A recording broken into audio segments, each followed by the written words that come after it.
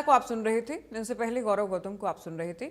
एक आंकड़ा भी दिया गया कि दीपक गौरव गौतम की ओर से कि 5 क्रॉस वोट हुए हैं, जो वो बता रहे हैं। उनके मुताबिक 3 इनवैलिड रहे हैं कांग्रेस के, एक बीजेपी का भी रिजेक्ट हुआ के वोट।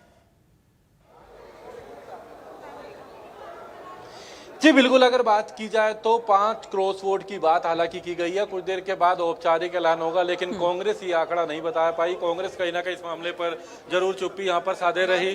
अगर बात की जाए तो यहाँ पर महिपाल ढांडा यहाँ पर आ रहे हैं। आप देख सकते हैं कि अपनी बात रख करके वो यहाँ से जा रहे थे। लगातार अगर बात करें तो अब नेताओं के आने का जो सिलसिला है वो यहाँ जा रही है। बयान दिया जा रहा था 5 और 3 की जो बात यहाँ पर कर रहे थे, इसमें कोई दो राय नहीं है कि बड़े संख्या में क्रॉस वोटिंग हुई है। और इस बात को भूपेंद्र सिंह हुड्डा ने भी एक्सेप्ट करा है, बीके हरिप्रसाद ने भी, राव नरेंद्र ने भी। वो आंकड़ा नहीं बोला, लेकिन ये भी बोला, बीके हरिप्रसाद तो कुछ काली भेड़ शब्द भी कह गए कि कुछ ऐसे भी हैं, उन पर एक्शन होगा, बख्शा नहीं जाएगा, ये बात कह करके गए। लेकिन कांग्रेस का जो 37 का जो दावा था, उस 37 के दावे पर एक बड़ा धक्का जरूर लगा, एक बड़ा झटका जरूर लगा। 37 विधायकों को एकजुट करने की जो बात कह रहे थे, जिस तरीके से हमारे पास पहले जानकारी आ रही थी कि ये 31 के करीब ये आंकड़ा रहेगा, इसी तरीके से अगर बात करें तो लगातार अगर बात करें तो ये झटका इनके लिए रहा। लेकिन उससे शुरुआत से हम इस बात को लेकर चर्चा हम लगातार इस बात को लेकर कर रहे थे कि कुछ वोट भी अगर क्रॉस वोट हो जाते हैं तो बीजेपी इसे भी जीत के तौर पर दिखाएगी, इसे भी कहेगी कि आप अपना कुनबा नहीं संभाल पा रहे हैं। और ठीक इसी तरह के शब्दों का इस्तेमाल किया गया कि गौरव गौतम की ओर से क्रॉस वोटिंग को लेकर। देखिए, ये बात जरूर है कि यहाँ पर एक बात कहें तो कांग्रेस के विधायक, ये बात कही जाएगी कि कांग्रेस के विधायकों की कांग्रेस में आस्था नहीं, कई विधायकों की। इसको लेकर के अब बीजेपी बार बार निशाना साधेगी कि सभी विधायकों ने एक साथ होकर के अपनी पार्टी को स्टैंड नहीं किया, बीजेपी के सब एक साथ रहे, इसमें कोई दो राय। इन्होंने इसको लेकर के प्रश्न यहाँ पर उठाएंगे। यहाँ पर अगर बात की जाए तो ये जरूर कहीं ना कहीं एक बड़ी चुनौती कांग्रेस के लिए अब भी रहेगी कि भूपेंद्र हुड्डा सभी 37 विधायकों को एकजुट नहीं रख सके। हालांकि इनका कहना है कि जो भी विधायक है उनके पर कार्रवाई की जाएगी, जो भी पार्टी के गद्दार, शब्द कहा जा रहा है कि जो भी गद्दार है उनके खिलाफ कार्रवाई की जाएगी। और उसके बाद अब नंबर्स की बात की जा रही है, नंबर्स और गेम जो आंकड़ा है उसकी यहाँ पर बात की जा रही है कि वो क्या आंकड़ा रहता है, किस तरीके से अगर बात करें कुछ तरह में औपचारिक जब ऐलान होगा उसके बाद वो बात हम अपने सामने रखेंगे। लेकिन कहीं ना कहीं एक बड़ी चुनौती जरूर अगर बात करें, ये कांग्रेस मान रही है कि एक बड़ी चुनौती थी उनके सामने इस चुनाव को जीतना। अब आपको दिखाएंगे, यहाँ कुछ देर में अनाउंसमेंट होगी। यहाँ पर एक हमारे साथ में जितेंद्र बघेल जी हैं, प्रदेश कांग्रेस के सह प्रभारी हैं। बहुत चुनौती रही 3 दिन तक, हिमाचल से लेकर तमाम सफर, सफलता तो मिली, लेकिन किस तरीके से देखिए, भाजपा जिस तरह से खरीद फरोख्त धमकाने की जो राजनीति करती है, लोकतंत्र को जो मिटाने की राजनीति करती है, उसमें हमारे विधायकों ने एकजुटता दिखाई। और सबसे बड़ी बात है कि हरियाणा के निवासियों की जीत है, लोकतंत्र की जीत है और हमारे संवैधानिक अधिकारों की जीत है। एकजुटता तो दिखाई, जीत तो मिली, लेकिन एकजुटता 37 की नहीं हो सकी, कई वोट रिजेक्ट, क्रॉस वोट, ये भी सामने आया। देखिए, बात क्या है, मैंने बताया कि भाजपा ने जिस तरह से हथकंडे अपनाए, चाहे वो धमकी देने का हो, चाहे प्रलोभन देने का हो, तो बहुत सारी चीजें होती हैं। लेकिन उसके बावजूद भी जो जीत हुई है भाजपा के, इतने पूरा जो उन्होंने केंद्र से लेके और नीचे सरकार, प्रदेश सरकार तक, तो उससे हमारी एकजुटता रही बरकरार और हम लोग जीत के निकले। तो एक बहुत बड़ा संदेश हरियाणा वासियों के लिए संदेश है कि भाजपा जिस तरह की राजनीति कर रही है उसका हमें मुंहतोड़ जवाब देना पड़ेगा। और ये कांग्रेस एक ऐसी पार्टी है जो लोकतंत्र में विश्वास रखती है, संवैधानिक अधिकारों में विश्वास रखती है, इसीलिए हम लोग जीत कर आए और ये हमारे आगे के लिए मील का पत्थर भी साबित हो। क्या आपके पास वो नंबर आए, कितने वोट से? नंबर से भी आ रहा है, हमारा सर्टिफिकेट आने वाला है। अभी तो हम लोग जीत के खुशियां मना रहे हैं। भाजपा वाले बेचारे परेशान हैं, सब लोग रो रहे हैं, कुछ छुप रहे हैं। और जो गुजरात का गृह मंत्री था वो भी गायब हो गया यहाँ पर, जो पहले आया हुआ था। तो अभी हम लोग कांग्रेस की जीत है और एक बहुत बड़ी जीत है। एक बीजेपी, एक कांग्रेस। नहीं, कांग्रेस की बहुत बड़ी जीत है। बीजेपी की तो जीत होती है, बीजेपी तो सत्ता में जिस तरह से काम करती है वो आप सब लोगों को पता है।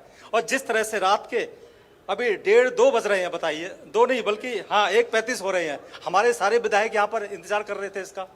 तो जो काउंटिंग 5-6 बजे तक खत्म हो जानी चाहिए, उस काउंटिंग उन्होंने 1:30-2 बजे तक रखा। तो ये कहाँ इसमें तो आरओ ने भी बाइस्ट काम किया, जबकि आरओ को निष्पक्ष रहना चाहिए। अगर निष्पक्षता होती तो ये रिजल्ट हमारा 6 बजे तक आ जाता। और जितने साथ हैं हमारे पत्रकार बंधु परेशान है, हमारे विधायकगण परेशान है, ये परेशानी नहीं होती। तो भाजपा को अपने गरेबान में झांकना चाहिए, दूसरों पर ब्लेम लगाने से पहले। इनका कहना है कि धनबल और शक्ति, धमकियां, ये तमाम चीजें इनके विधायकों के साथ रही, इसलिए 37 तक का पूरा आंकड़ा नहीं रहा।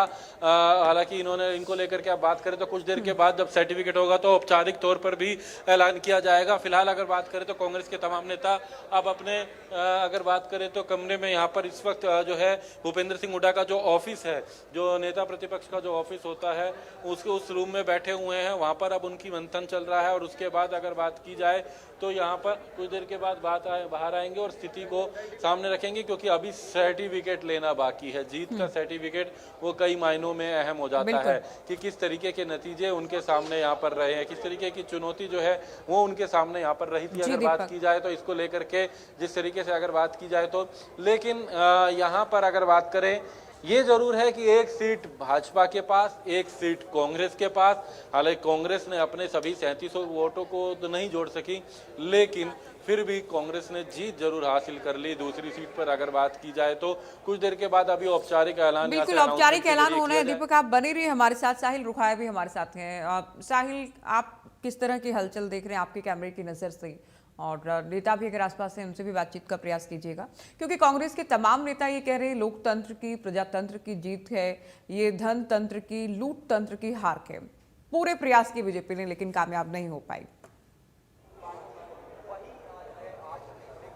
बिल्कुल, आखिर वक्त तक जो है वो पूरी कोशिश रही कि निर्दलीय कैंडिडेट को किस तरीके से जीत जो है उसकी जिस तरीके से दिलाई जाए, क्योंकि बीजेपी भारतीय जनता पार्टी को उसका सपोर्ट था लगातार। जिस तरीके से अंदर काफी गहमागहमी चल रही थी, क्योंकि जिस तरीके से पहले जो भारतीय जनता पार्टी की ओर से ऐतराज जताया गया 2 कांग्रेस के विधायकों की ओर से, जो सीक्रेसी जो है वो लीक की गई उसको लेकर, उसके बाद जिस तरीके से कांग्रेस की ओर से भी ऐतराज जताया गया। आप तस्वीरें देख सकते हैं जिस तरीके से अभी कुछ देर बाद जो है तमाम जिस तरीके से जो लीडर्स हैं वो निकलकर सामने आएंगे।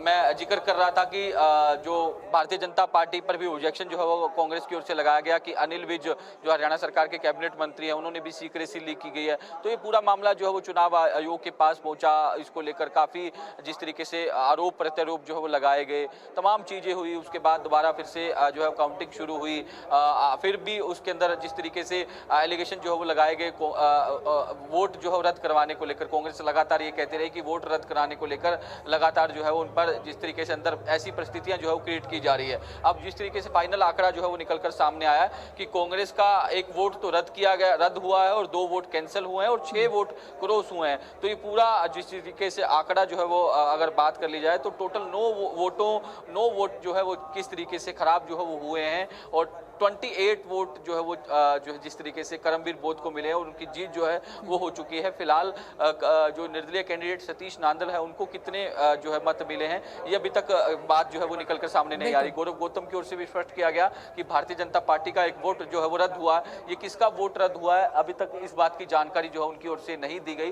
तो ऐसे में ये पूरा चुनाव जो है कई तरीके से दिलचस्प था, क्योंकि जिस तरीके से कयास लगाए जा रहे थे कि निर्दलीय कैंडिडेट अगर मैदान में आया तो कुछ ना कुछ सोच समझ के आया होगा, तमाम रणनीति जो वो तैयार की होगी। बहुत कड़ी टक्कर दे दी है साहिल, बहुत कड़ी टक्कर दे दी है, नेक टू नेक फाइट जिसे कहें, ये हो गया था और तभी इतना जश्न है कांग्रेस में, तभी इतनी खुशी है।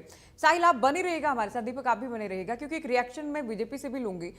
विदु रावल जी हमारे साथ लगातार जुड़े हुए हैं, बार बार दावा कर रहे थे कि संजय भाटिया तो जीतेंगे, सतीश नांदल भी जीतेंगे, और केवल विदु रावल ही दावा नहीं कर रहे थे बल्कि बीजेपी के तमाम नेता दावा कर रहे थे। तो विदु जी हैरान हो रहे परिणाम से कुछ? मैं बार बार एक बात और कह रहा था, शायद आप बिटवीन द लाइंस नहीं पढ़ रहे थे।